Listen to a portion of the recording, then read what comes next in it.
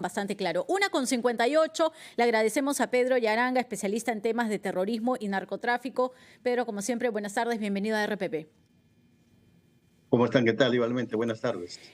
Tus primeras impresiones por estas, digamos, medidas que ha señalado la mandataria Dina Boluarte. Ha sido una hora, en realidad, en la que no solo ella ha hablado, sino ha anunciado este toque de queda en Patás de 6 de la tarde a 6 de la mañana, suspender la actividad minera por un plazo de 30 días, hacer un camino, además, digamos, exclusivo para aquellas personas o para aquellas empresas que van a la extracción de minerales. ¿Va a poder tener estas medidas algún tipo de resultado diferente en Patás? Es decir, ¿se va a empezar a sentir quizá con esto un poco de tranquilidad y de seguridad? Miren, cuando uno no conoce la zona, comete serios problemas, errores, garrafales. Eso es lo que acaba de cometer la presidenta, las autoridades, los ministros, incluido de la policía y también de las Fuerzas Armadas. Como no conocen la zona, solamente reciben información de una sola dirección, porque a Patás ha ido el premier, han ido los ministros, jefes policiales, militares. ¿Alguien ha conversado con el presidente de la comunidad? No. ¿Alguien ha conversado con el dirigente de las rondas campesinas? No. ¿Alguien ha conversado con el dirigente de la Asociación de Mineros Artesanales de Patás? No. Ahora, yo me remito a la definición que ha dado Valeria. ¿Qué cosa es una minería? ¿Qué cosa es minero ilegal? Aquel que opera, entre otras cosas, en lugares no autorizados. Patás es una tierra ancestral de minería artesanal desde hace más de 400 años. ¿Dónde está la minería ilegal? El problema en Patás es un problema social. Desde hace 40 años está la empresa, un poco más de 20 años, tiene la concesión minera, es propietaria del subsuelo, y como es propietaria del subsuelo, la concesionaria a los lugareños los tratan de ilegales. Y ese problema no es de ahora, es casi de años.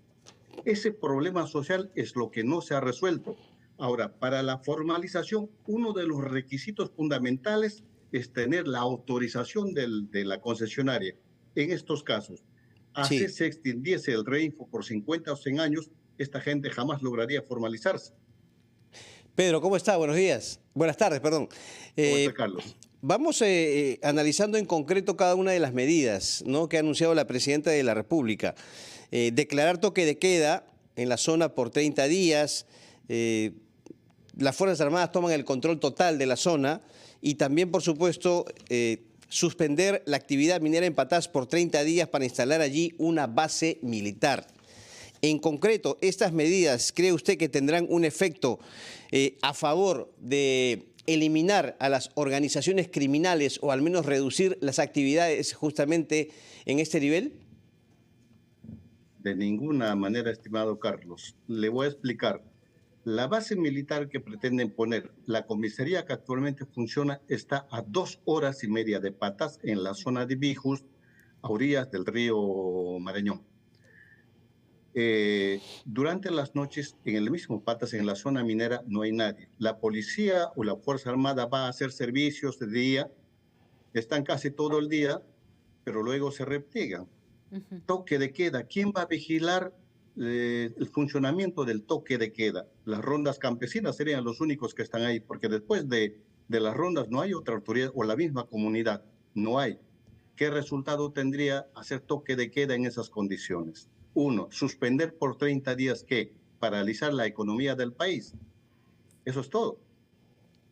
¿Quién en todo caso, y le dejo Pedro la pregunta, por favor, porque tenemos que ir a escuchar el gran resumen de la hora, ¿quién en todo caso o qué tipo de organización se debería dar para empezar a hablar de seguridad en Patás? ¿Esto quedaría efectivamente en manos de las rondas campesinas? ¿Y qué tipo de actuación han tenido además las rondas campesinas en los últimos meses, por no decir años, en este punto de nuestro país? Le pido un poco más de paciencia, escuchamos los titulares y de concreto su respuesta, por favor. Volvemos. 2 de la tarde con 9 minutos, de regreso a la rotativa del aire. Estamos conversando con Pedro Yaranga, especialista en temas de terrorismo y narcotráfico. Pedro, nos comentabas tú algo muy importante, que se tiene tiene que conocer perfectamente la zona, esa parte de la Sierra de la Libertad. Y al parecer, estas medidas, en conclusión a lo que tú nos dices, ¿no?, que ha señalado la mandataria Dina Boluarte, no serían las más efectivas. Y la pregunta quedaba pendiente. Entonces, ¿en manos de quién queda, con conocimiento del lugar, empezar a generar acciones de cambio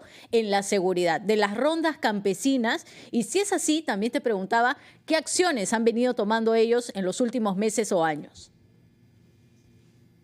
Sí, lo que pasa en Patas, ya lo he dicho en diversas oportunidades, es un problema social. Los comuneros están dedicándose a la minería ancestral artesanal desde hace más de 400 años. La empresa recién llegó hace un poco más de 40 años y desde hace un poco más de 20 años tiene la concesión. Ahí cambia el problema social. Como la empresa tiene la concesión, a los pobladores los tratan de ilegales. Entonces, ¿pero son ilegales aquellos que están más de 400 años? No creo.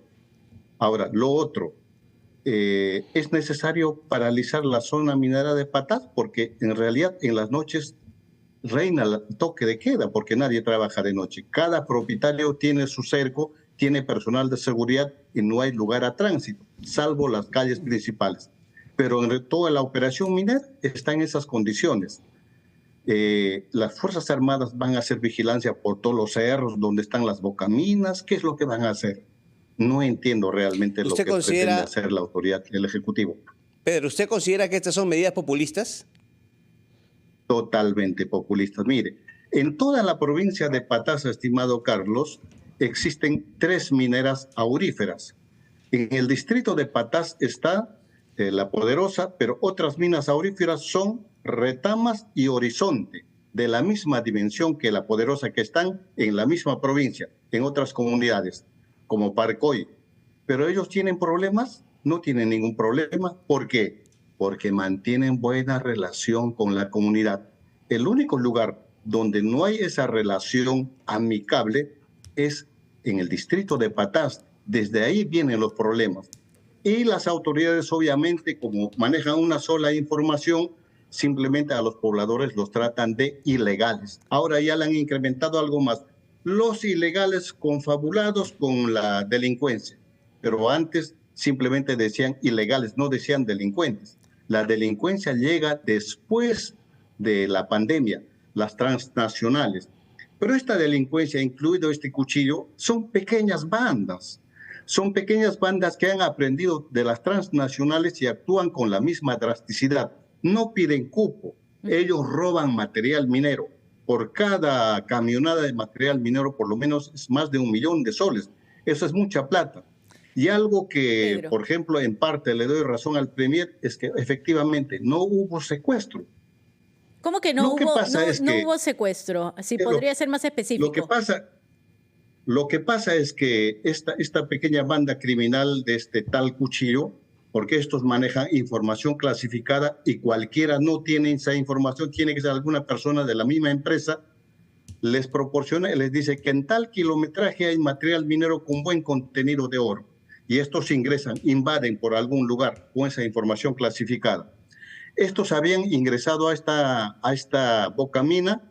Enterados de esto, la empresa se apresura y encarga a la empresa que le presta seguridad, porque directamente La Poderosa no contrata a nadie, es un service, y esta empresa de seguridad empieza a recolectar personas. Cuando ustedes escuchen bien, a los familiares de las 13 víctimas van a decir, contrataron y nos han dicho que era para un evento. Un evento es un enfrentamiento en la jerga local. Entonces fueron contratados para ese enfrentamiento. Fueron, por la información que me han dado, me dice que contrataron a 26 personas. 2 grupos de 13 armados e ingresaron los 2 grupos a la bocamina para desalojar o para abatir a los delincuentes que habían tomado. Lamentablemente, como ellos no conocen el interior de la bocamina, fácilmente fueron emboscados estos 13 y los otros 13 sí lograron escapar. Esos son. Pero Ahora, Pedro, a ver, lo otro perdón, sería exigir- perdón, porque son muertes crueles, lo hemos visto los peruanos, lamentablemente ha quedado registrado en Son imágenes. torturados, Y son personas además que tú nos torturados y dices luego ya, masacrados. ingresan por temas de seguridad, pero siguen siendo muertes crueles y son 39 las personas que han muerto en socavones. Entonces, hay algo que se debería hacer. La pregunta era por dónde se va a empezar o por dónde se debería empezar, porque no se está haciendo claramente bien. Claro. Lo otro, ¿cómo es que hacen ingresar a estas personas sin ningún contrato escrito? Estas no tienen contrato escrito, por lo tanto, no tienen derecho a ninguna indemnización. Es decir, estas pobres víctimas, los familiares van a quedar en la nada, porque no tienen ningún contrato. A ver, exíjanle que demuestren un contrato de trabajo. No tienen. En eso, porque para entrar a una bocamina hay que seguir ciertos protocolos. Uno de esos protocolos, cualquier trabajador artesanal, minero artesanal allá conoce, por ejemplo, es un seguro de vida. Luego, todos los insumos necesarios para ingresar, pero ellos simplemente les dieron un poco de arma y algo más para ingresar atrás de los delincuentes. Y eso es una cosa pues totalmente incomprensible, trágica, lamentablemente para las personas que quedan de estas 13 personas fallecidas. Muy bien. Bueno, don Pedro Yaranga, especialista en temas de narcotráfico y terrorismo, muchas gracias por esta entrevista con la Rotativa del Aire. Buenas tardes, Pedro. Buenas tardes también. Bien, amigos, vamos a la pausa, 2:16 y regresamos.